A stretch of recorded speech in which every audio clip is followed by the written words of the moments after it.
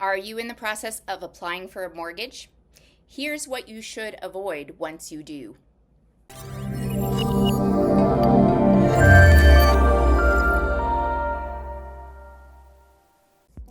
I'm Natasha, Koch with the Van City Home Team, and welcome to our Tuesday Tips, where we fill you in on everything you need to know to buy and sell real estate.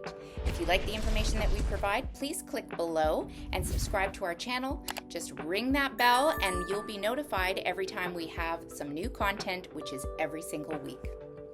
So today we're going to talk about applying for a mortgage. If you've already applied for a mortgage because you're planning on buying a home, here's what you should avoid doing once you've done that. People don't realize these things, so they're very important.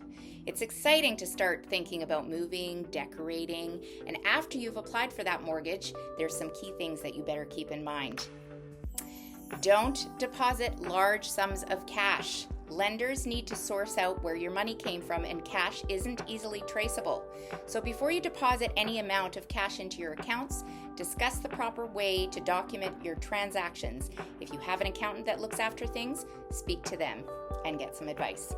Number 2, don't co-sign any loans for anyone. I know we want to be helpful to others, but when you co-sign a loan, you're making yourself accountable for the loan's success and its repayment.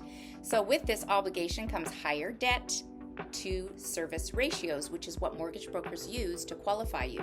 So even if you promise you won't be the one that's making the payments, it doesn't matter to your lender because they will count those payments against you.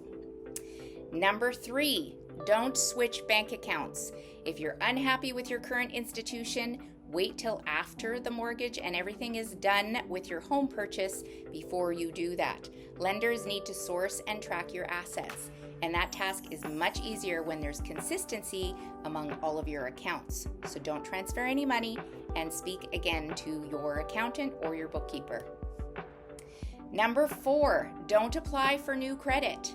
It doesn't matter whether you got a really good deal on a new credit card or a new car. When you have your credit report run by an organization, then it actually will impact your credit score. And so the lower credit score means that maybe that interest rate that you were guaranteed isn't going to be possible, or you might, even worse than that, lose your eligibility for your mortgage. Number 5, don't close any accounts. Many buyers think that they need to clean up their credit and close off accounts, but that's a myth also.